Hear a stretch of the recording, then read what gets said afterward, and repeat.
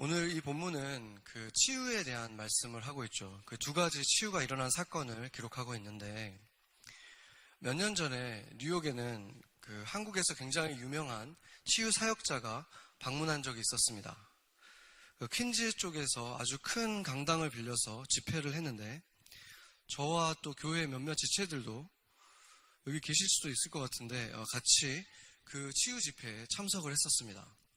그곳에는 저희들과 같이 특별히 병이 있었던 것은 아니지만 하나님이 하는 그 놀라운 역사를 직접 보고 싶어서 간 저희와 같은 사람들도 있었지만 또 몸이 아파서 온 사람들이 있었고, 특히나 맨 앞쪽에는 아이들이, 장애를 가진 아이들, 또 그 걷지 못하는 휠체어에 타고 있는 아이들을 데리고 온 엄마들의 모습도 볼 수 있었습니다.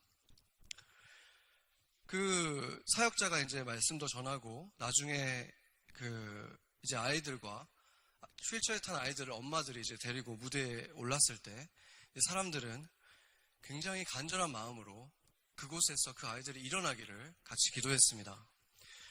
그 치유 사역자가 내 믿음대로 될지어다 이렇게 여러 차례 외쳤기 때문에 우리가 정말 온 힘을 다해서 믿음을 가지고 간절히 기도를 하면 하나님이 응답하셔서 이 불쌍한 아이들이 걸을 수 있게 해주시지 않을까, 이런 마음을 가지고 정말 간절히 기도했던 기억이 납니다. 기도가 끝나고 그는 이제 마치 예수님처럼 그 아이들에게 일어나 걸으라 이렇게 했고, 휠체어에 앉아있던 아이들을 그 도우미들이 부축을 해서 일으켜줬습니다. 순간 모두가 집중하고 있는 가운데 아이가 휠체어에서 일어나서 모두의 감탄 속에서 몇 걸음을 옮기기 시작했죠. 그런데 두세 걸음을 힘겹게 옮기던 아이는 다시 휠체어에 주저앉고 말았습니다. 그날 집으로 돌아오면서도 혼란스러웠고 기분도 좋지 않았습니다. 그 감정이 뭐라고 설명하기 어려웠지만 아마도 어떤 배신감도 좀 느껴지고 실망감, 그리고 이게 뭔가 왜 고쳐지지 않았을까? 하나님은 왜 그 불쌍한 아이를 고치지 않았을까? 무엇이 문제였을까? 이런 혼란 속에 저는 한동안 그 답을 알고 싶어 했습니다. 그 치유 사역자는 책도 많이 냈고 책들이 다 베스트셀러였고 수많은 간증들이 그 책에 실려있고 그랬기 때문에 그렇게 검증된 치유의 은사를 가진 사람이라면 결국에 치유가 안 된 이유는 그 환자나 그 환자의 보호자에게 있는 것인가? 그 아이를 데리고 온 엄마가 믿음이 부족했던 것인가? 기도가 부족했나? 이렇게 느끼기에 충분한 그런 상황이었습니다. 그런데 만약에 이 부흥사가 이 치유 집회를 열면서 치유라는 것은 제 능력으로 하는 것이 아니라 하나님의 능력으로 하나님이 하시는 거기 때문에 오신다고 해서 고침받는다는 보장은 없습니다. 이렇게 말을 했다면 누가 멀리서 몇 시간을 달려서 그 치유 집회에 왔겠습니까? 거기에 모인 사람들은 내가 간절한 진정한 믿음을 가지고 그곳에 와서 이 검증된 성령의 치유자에게 오면 그가 손을 얹고 기도를 하면 치유가 될 것이다. 정말 상상 못하는 방법으로 하나님이 치유를 일으키실 것이다. 그런 믿음을 가지고 오지 않았겠습니까? 그래서 그날의 경험은 오랫동안 저를 혼란스럽게 했고 괴롭혔습니다.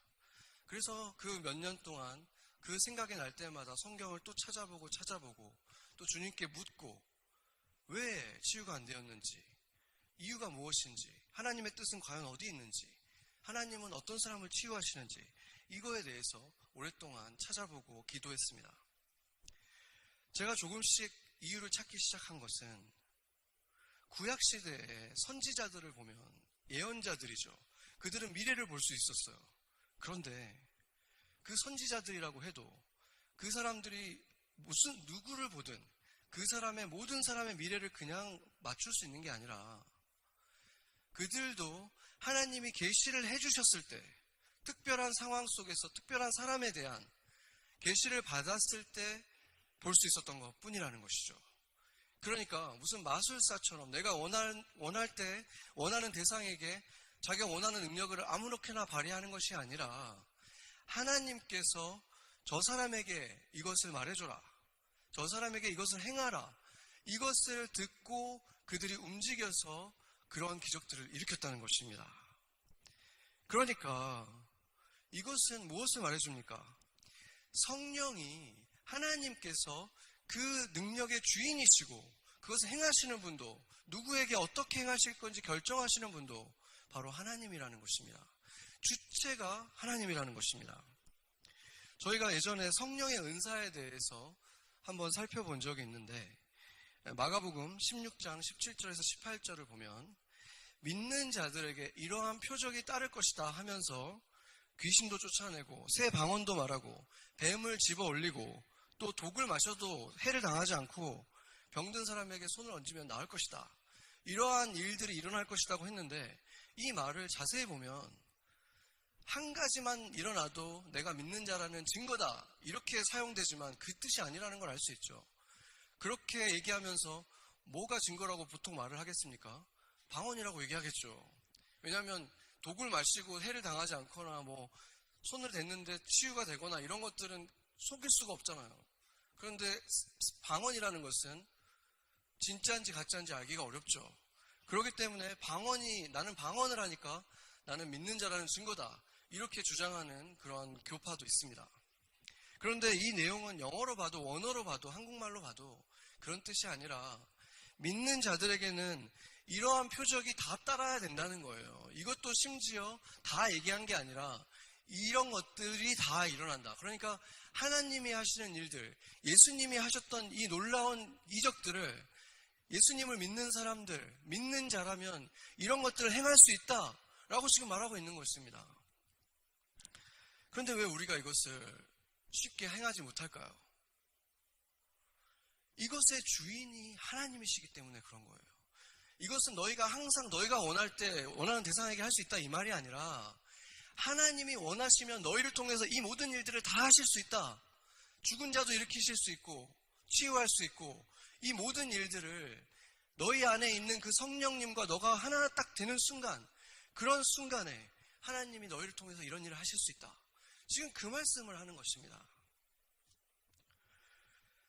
이 말의 의미를 더 분명하게 보여주는 것은 고린도전서 12장에 보면 많은 은사들에 대해서 지혜의 말씀, 지식의 말씀, 이런 것, 병 고치는 은사, 이런 얘기를 다 하다가 마지막에 11절에 이렇게 얘기를 합니다. 이 모든 일은 같은 한 성령이 행하사 그의 뜻대로 각 사람에게 나누어 주시는 것이니라, 이렇게 말하고 있어요. 이게 무슨 말입니까? 그 일을 행하는 분이 누구라는 말이에요? 내가 아니라 성령님이 행하신다는 거예요. 성령님이 행하시는데 누구에게 행하시느냐? 그분의 뜻대로 행하고 싶으실 때 그분이 원하시는 사람을 통해서 행하신다는 것입니다. 각 사람에게 그 능력을 줘서 저 사람을 치유하시는 겁니다. 그 모든 주체는 하나님이라는 거예요. 행하시는 주체도 누구를 통해서 할지, 누구에게 할지, 어떤 기적을 일으키실지, 이 모든 것을 결정하는 존재가, 주체가 행하는 자들이 아니라, 우리가 아니라, 우리는 통로일 뿐, 도구일 뿐, 주님께서 결정하신다는 것입니다. 그래서 내가 마치 치유를 할 수 있는 것처럼, 내가 이날 몇 시에 치유를 할 테니까 그날 다 모이십시오, 이런 것은 성경에 나온 적도 없고, 그것은 하나님이 말하는 성령을 받은 자들, 은사를 받은 자들의 모습이 아니라는 것입니다. 프란시스 첸이라는 중국계 미국인 목사님이 계신데 유명한 분이죠. Crazy Love라는 책도 썼고, 이분이 모르시는 분들을 위해서 간단하게 소개를 드리자면은 캘리포니아에 있는 자기 집에서 이렇게 가정교회로 예배로 시작을 했다가 굉장히 급성장을 해서 수년 만에 메가 출시가 됐어요. 그런데 어느 날 이제 굉장히 바빴겠죠. 그렇게 계속 교회가 성장을 했으니까. 근데 어느 날 갑자기 정신을 차려보니까 교회에 수만 명이 앉아 있는데 자기가 아는 사람이 거의 없는 거예요. 그러면서 자기가 깨닫게 된 게 뭐냐면 크라우드, 그러니까 군중과 자기는 그들에게 어떤 연예인 같은, 스타 같은 그런 관계가 돼 있다는 사실을 깨닫게 된 거예요. 목자와 성도들의 모습이 아니라 지금 내가 전혀 개인적으로 알지 못하는 수만 명이 앉아있고 내 말을 들으려고 이렇게 모여드는 이것을 보면서 자신이 그때 이제 충격을 받은 거죠. 그러면서 그 교회를 사임하게 됩니다. 그게 그래서 한 2년 전인가 3년 전인데 그때 이제 그게 굉장히 큰 뉴스가 됐죠. 왜냐하면 그게 미국에서 생각할 때 성공하는 교회가 가는 길이 원래 그렇게 돼야 되는 것인데 지금 그분은 거기에서 그건 뭔가 잘못됐다 하고 그 모든 걸 내려놓고 나왔기 때문에 큰 이슈가 된 것이죠. 이제 그분은 그러고 나서 이제 그 작은 교회를 만들고 작은 교회가 또 작은 교회를 개척하는 그런 무브먼트를 지금까지 하고 있고 또 그러면서 이제 전 세계를 다니면서 그 복음을 전하고 또 단기 선교를 하는 그런 일들을 행하고 있는데 최근에 미얀마에 있는 한 굉장히 외딴 어떤 시골 지역에 들어갔는데 거기는 크리스찬이 한 명도 없는 아주 그 동떨어진 그런 곳이라고 합니다. 그런 곳에서 이제 자기가 거의 선교사가 처음 들어간 그런 곳이었는데 자기가 이제 통역을 통해서 이제 복음을 전하고 이 사람들을 위해서 기도를 해주는데 아픈 사람들이 꽤 많이 있었대요. 그러니까 의술도 뭐 거의 병원도 없고 그런 곳이니까 아픈 사람들이 많이 있었는데 손을 얹고 기도를 해주니까 사람들이 막 나은 거예요. 근데 그 중에서 이 사람이 가장 충격을 받은 거는 2명의 아이들이 청각 장애인이어가지고 듣지도 못하고 말도 못하는데 얘들이 이제 기도를 해줬더니 듣기 시작하면서 막 기쁨의 눈물을 흘리고 막 그런 일이 일어난 거예요. 그러면서 이 사람이 자신이 지금까지 어떤 가져왔던 그 믿음을 넘어서는 어떤 한 단계 높은 믿음으로 가는 그런 경험을 했다. 그러면서 우리 모두 다 어떤 컴포트 존을 나와야 된다. 이제 이런 얘기를 했는데 이 얘기 속에서 우리가 깨달아지는 한 가지 사실이 있어요. 이분은 자기가 치유할 수 있다는 믿음이 없었어요. 자기 스스로 고백했어요. 내가 다시 이 도시적으로 왔을 때 이 일이 계속 일어날지는 모르겠다. 이런 말도 했고. 그러니까 그리고 자신이 굉장히 감동을 받았던 이유가 자기 생각에는 이 시대에 이런 치유가 있을 거라는 것 자체를 사실은 자기의 신앙으로는 믿고 있지 못했다는 거예요. 근데 자기가 기도했을 때 그런 일이 일어나는 걸 보고 이제 신앙을 새로운 것을 경험을 한 거죠.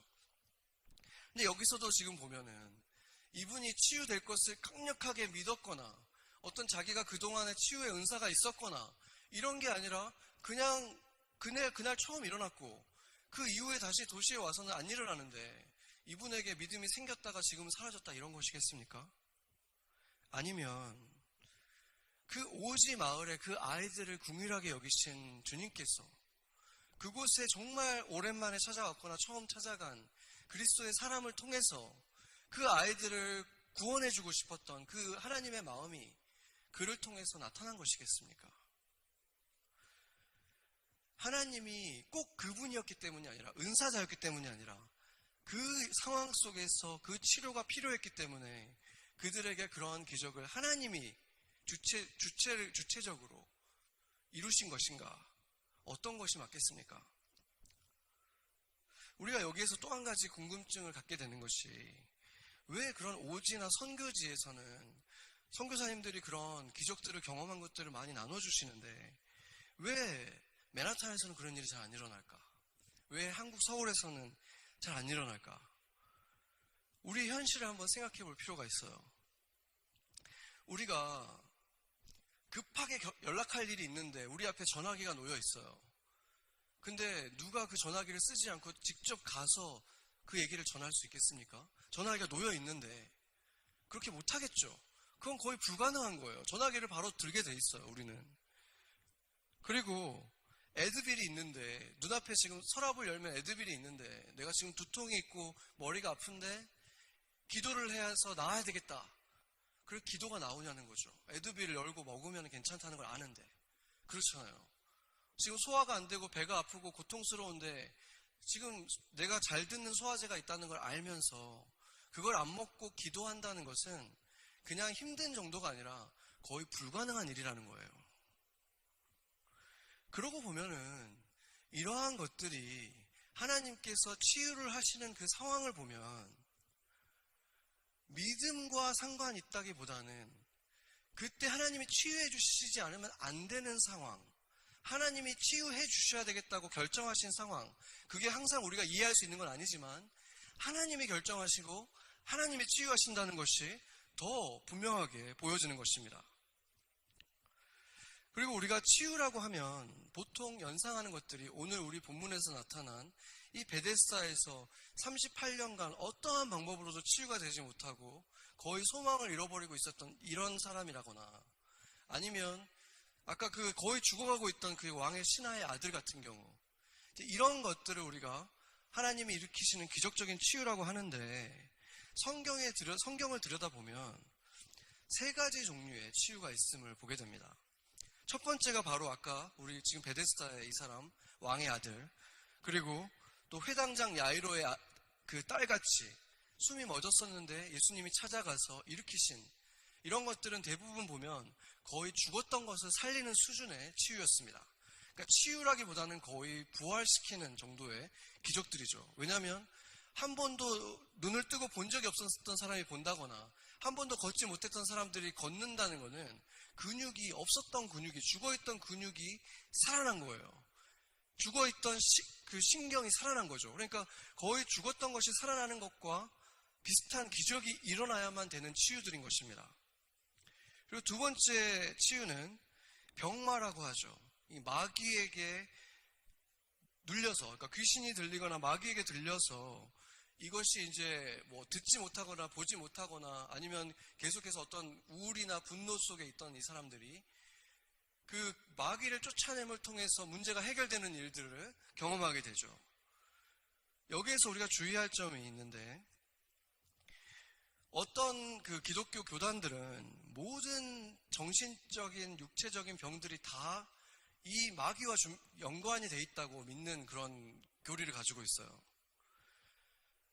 그런데 그것의 진짜 문제가 뭐냐면 마귀가 틈타는 경로가 죄를 지은 사람들에게 들어간다고 하는 거거든요. 그러니까 지금 병에 든 것도 고통스러운데 그런 교단이나 교회 사람들이 볼 때는 그 병든 사람은 뭔가 죄를 졌고 잘못했기 때문에 병에 걸렸다고 보게 되는 그러한 논리적인 관점을 갖게 될 수밖에 없는 거예요. 그런데 그것이 말이 되지 않는 이유가, 예수님을 가장 닮았던 사도 바울도 병이 있었잖아요. 그럼 바울도 귀신이 들린 것입니까? 성경을 이렇게 많이 쓴 사람이? 그렇지 않죠. 그렇기 때문에 그러한 신학은 아주 잘못된 것입니다. 그러나 반대로 병과 마귀는 전혀 상관이 없다, 이렇게 말하는 것도 틀린 것이죠.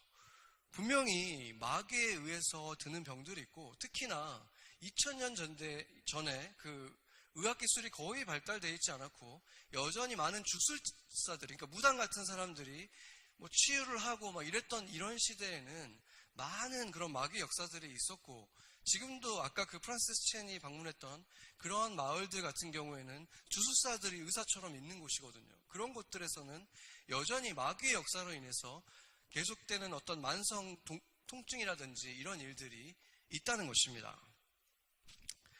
그리고 세 번째, 마지막 세 번째 종류는 우리가 간과하기 쉬운 것인데 치유의 효과를 높이는 어떤 하나님의 능력이 있습니다. 우리가 이사야서 58장 8절을 같이 한번 읽어보겠습니다. 그리하면 내 빛이 새벽같이 비칠 것이며 내 치유가 급속할 것이며 내 공의가 내 앞에서 행하고 여호와의 영광이 내 뒤를 호위하리니. 아멘. 이것은 지금 58절을 쭉 읽어보면 좋을 텐데, 읽어보면은 주의 그 공의를 행하는 사람들, 주님의 뜻대로 살아가는 이런 사람들은 하나님이 이러한 축복을 주겠다. 내 빛이 새벽같이 비친다, 환하게 비친다. 그러니까 사람들의 길을 안내해주는 이런 영향력을 끼치는 사람이 될 것이고, 여호와의 영광이 너를 호위할 것이고, 이런 보호가 있을 것이고, 이런 걸 얘기하면서 지금 뭘 얘기하고 있습니까? 내 치유도 급속할 것이다. 그러니까 치유가 효과적으로 일어나고 급속히 일어나는 그 축복을 내가 주겠다. 그 약속을 지금 말씀하고 있는 것입니다. 우리가 전에 말한 것처럼 아무리 의사가 수술을 완벽하게 해서 상처를 완벽하게 꼬맸다고 하더라도 그 안에 자연적으로 치유할 수 있는 생명력이 없으면 그것은 치유되지 못하죠. 금방 골마 터져버리잖아요. 그렇기 때문에 생명력을 주신 하나님이 결국에는 모든 치유를 해주신 치유자이시다. 우리가 그렇게 얘기를 했었는데, 하나님께 은총을 받은 사람들, 하나님께 은혜를 받은 사람들에게는 급속한 치유가 일어나는 그런 은혜가 주어질 수 있다는 말을 하는 것입니다. 이것이 바로 우리가 아픈 사람들을 위해서 기도해야 된다고 말할 때 인용하는 성경 구절이 야고보서 5장입니다. 5장 14절에서 16절을 같이 한번 읽어보죠. 너희 중에 병든 자가 있느냐? 그는 교회의 장로들을 청할 것이요 그들은 주의 이름으로 기름을 바르며 그를 위하여 기도할지니라. 믿음의 기도는 병든 자를 구원하리니 주께서 그를 일으키시리라. 혹시 죄를 범하였을지라도 사하심을 받으리라. 그러므로 너희 죄를 서로 고백하며 병낫기를 위하여 서로 기도하라. 의인의 간구는 역사하는 힘이 큼이니라. 아멘. 이걸 보면 분명히 기도를 통해서 주님의 능력으로 치유가 되는데 기름은 왜 발랐을까요? 왜 기름을 바르면서 했을까? 기름이 상징적으로는 성령을 의미하지만 이때 당시에 기름이 어떤 용도로 쓰였냐면 약으로 쓰였어요. 상처난 곳에 바르는 약으로 쓰였어요. 우리 한국 사람들은 좀 옛날 분들은 아마 더 아실 텐데 호랑이 연고라는 게 있었어요, 옛날에.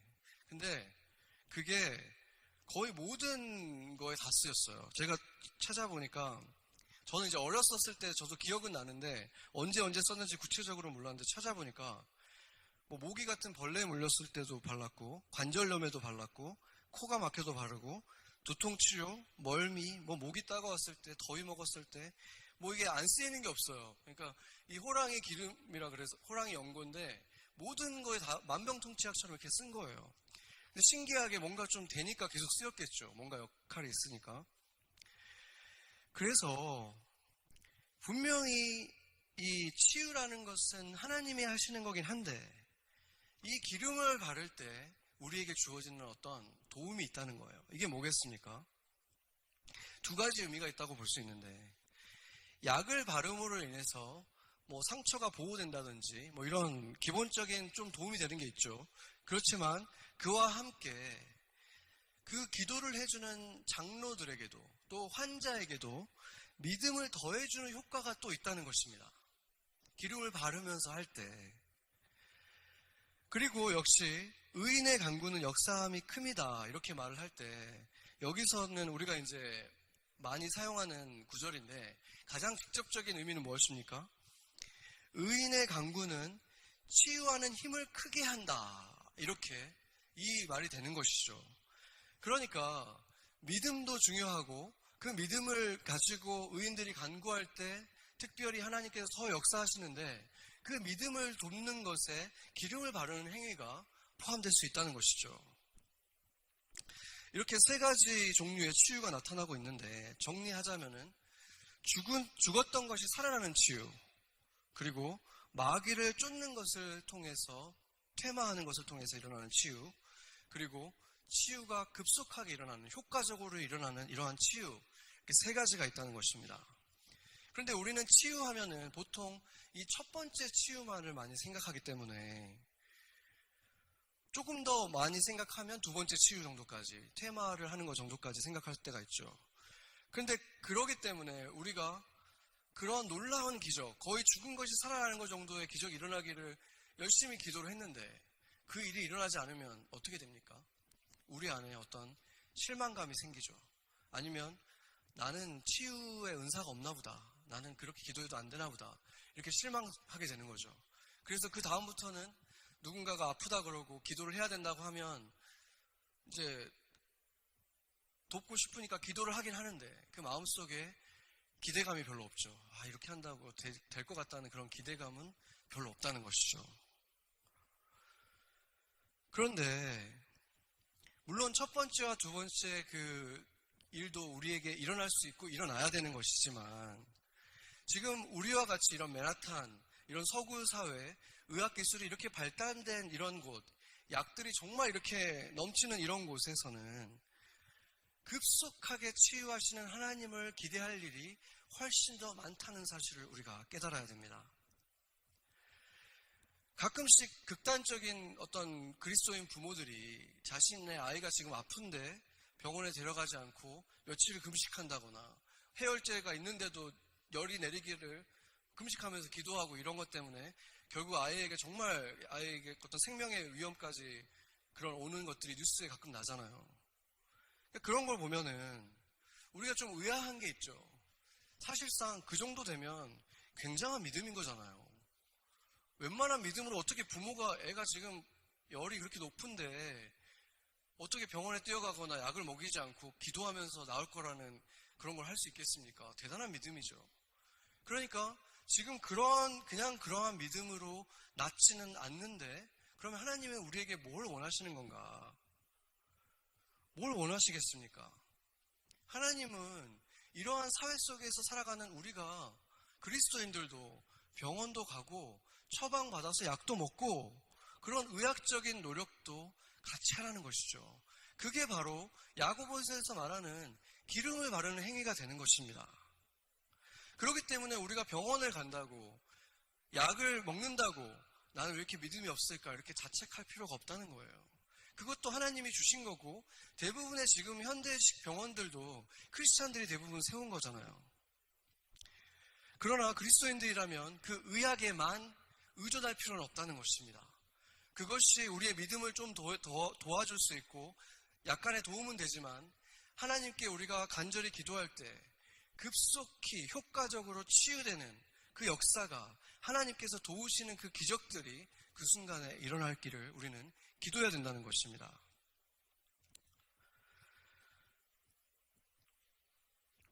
이처럼 치유에 있어서 나을 것을 기대하는 이러한 믿음을 우리가 갖고 믿음을 도울 수 있는 것들을 하는 것은 중요하지만 우리가 어떤 기도를 하고 간절히 원했던 어떤 치유가 일어나지 않을 때 이것은 그들의 믿음이 부족한 것이다. 믿음이 부족해서 치유가 안 된다. 이렇게 말하는 것은 아주 조심해야 되는 것입니다.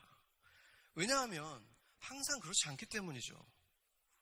특히나 우리가 그 믿음이 부족하다라고 할 때 그 믿음이 예수 그리스도가 나의 구주 그리고 온 세상의 구주이시고 나를 위해 죽으신 분이고 또 부활하신 분이고 또 하나님 삼위일체 하나님 중에 한 분이고 이런 오르토독스한 그 교리를 다 알고 그것을 온전하게 믿어야만 구원을 받을 수 있고 치유를 받을 수 있다 이렇게 생각하는 거라면 오늘 본문의 이 왕의 신하가 그것을 과연 다 알았을까요?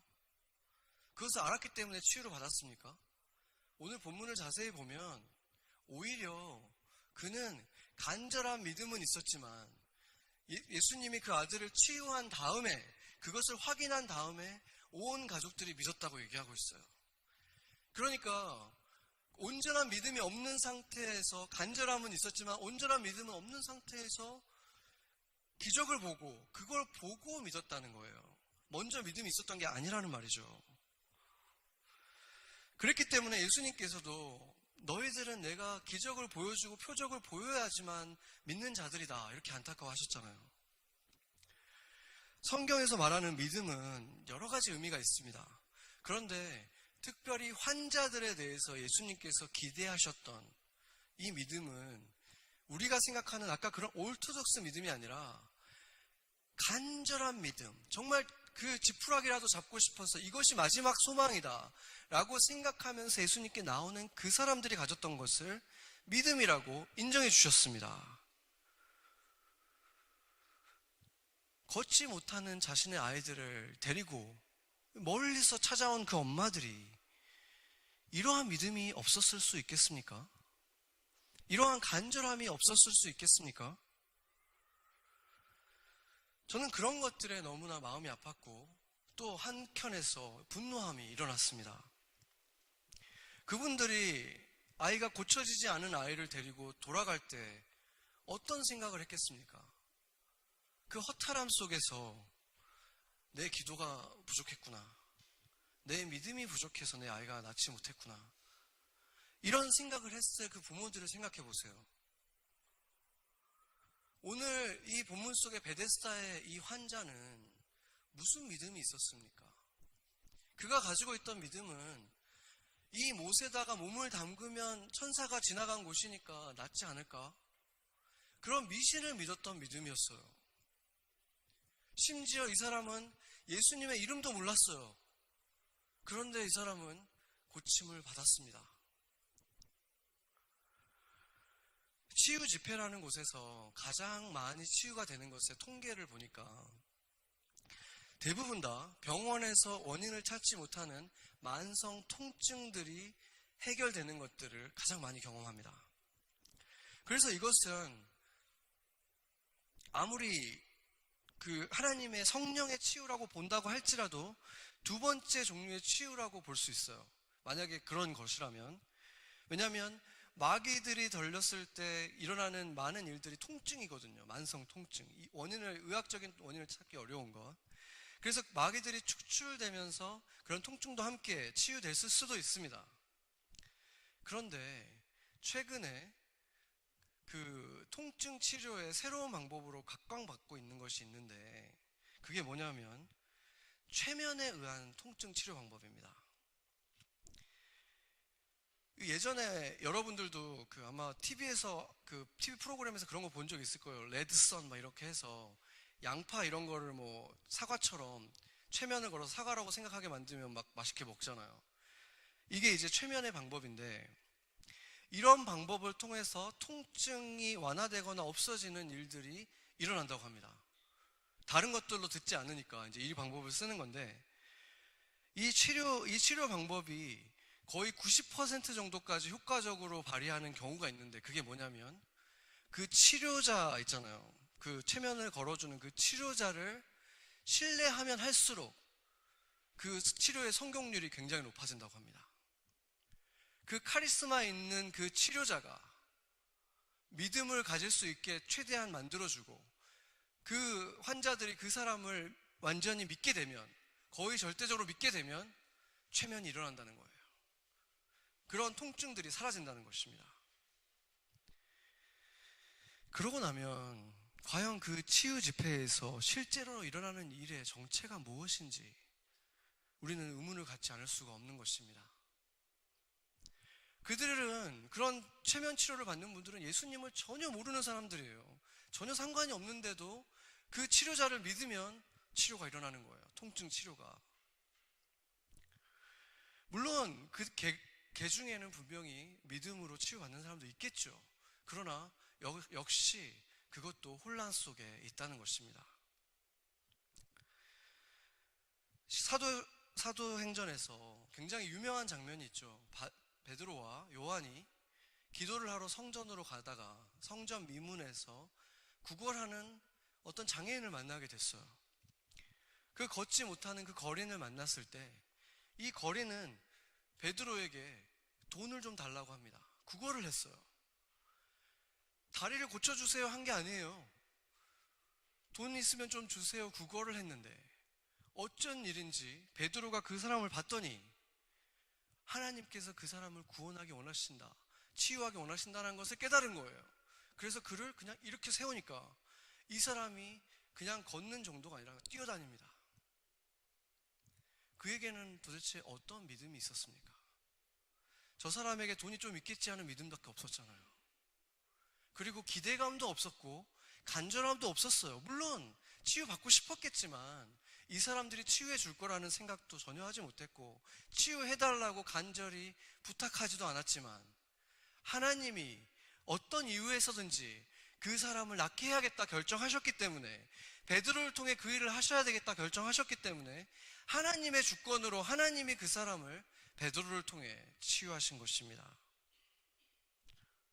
오늘 베데스다의 환자도 마찬가지고 하나님께서 예수의 이름을 알지도 못하는 그 사람을 치유하신 것도 이러한 첫 번째 종류의 거의 죽은 자가 살아나는 것 같은 일, 죽어있던 근육이 살아나고 신경이 살아나는 이런 일이 일어났는데 그들의 믿음이 아니라 주님의 결정으로, 주님의 주권으로 그 일들이 일어났다는 것입니다. 우리가 하나님의 그 역사하시는 이유를 다 이해할 수는 없습니다. 그러나 이것이 증명하는 것은 분명하죠.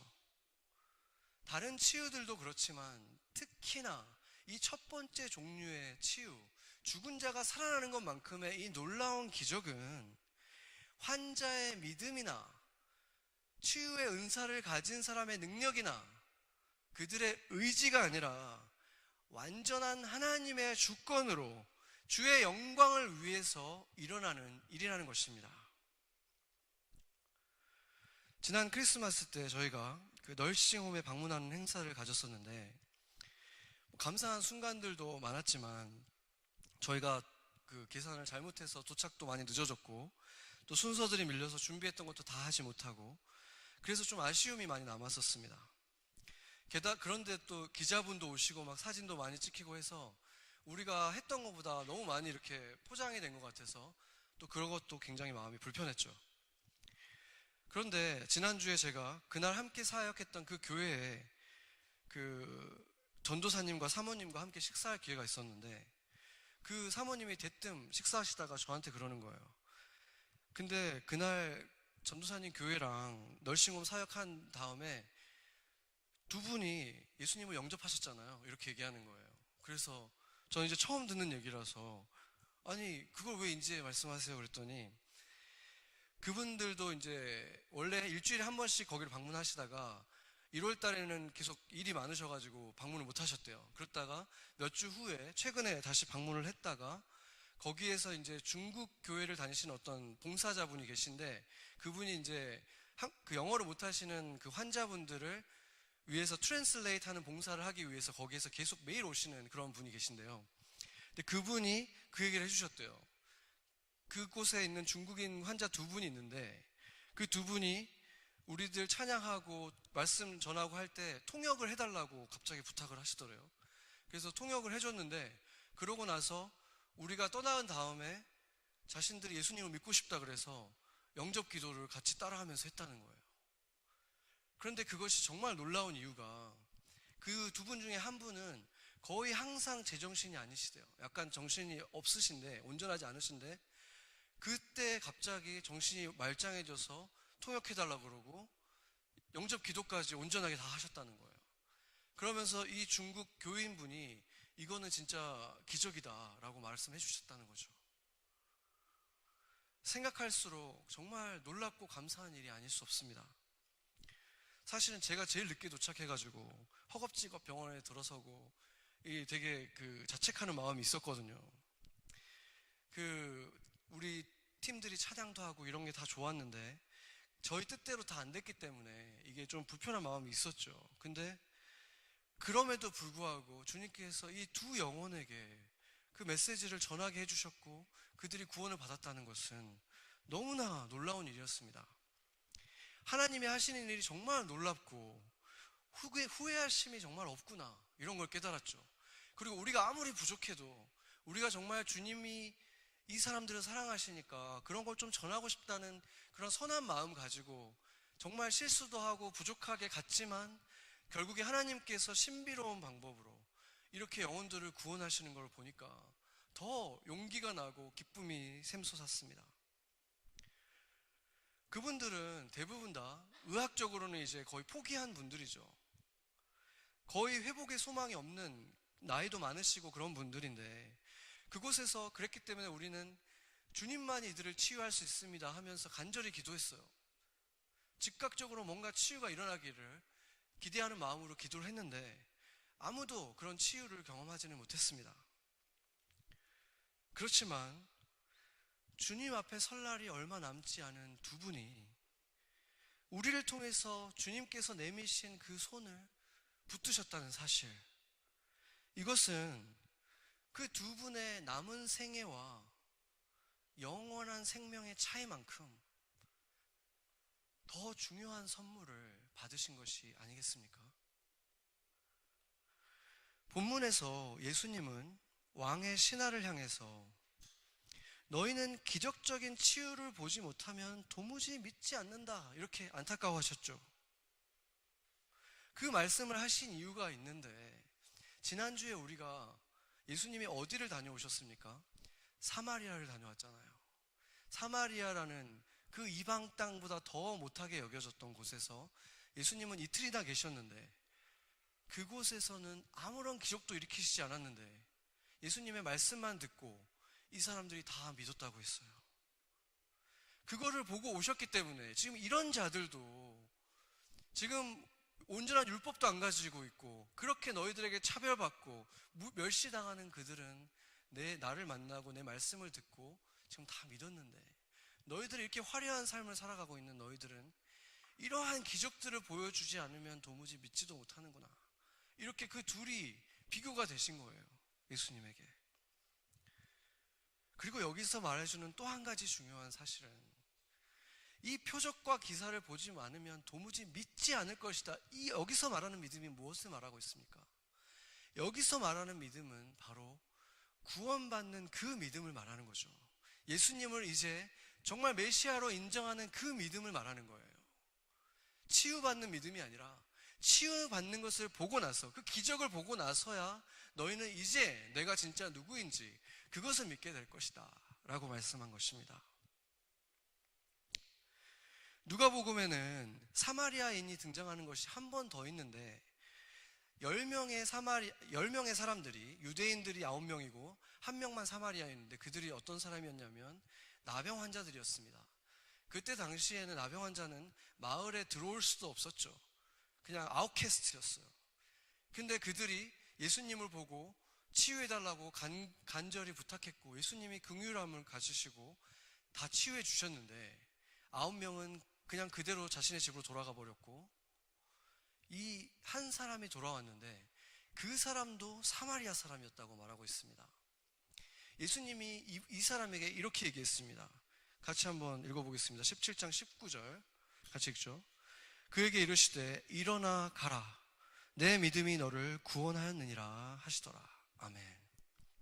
이 10명 모두가 치유라고 하는 그 놀라운 기적, 거의 죽은 자가 살아나는 것 같은, 나병이 깨끗하게 낫는 이 기적을 경험했지만 더 중요한 영생에 얻는 데까지 온 사람은 이 사마리아인 한 명이었다는 것입니다.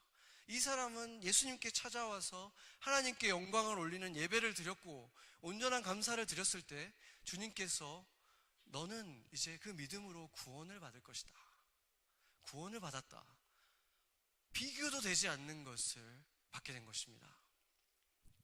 사람들은 그것을 보지 않고도 말씀만 듣고 믿는 그 놀라운 믿음을 보이셨을 때 주님이 얼마나 기뻐하셨고 그들을 복되다고 하셨겠습니까? 그들은 그런 것들을 보여주지 않아도 예수님을 믿고 예수님을 메시아로 받아들이지 않았습니까?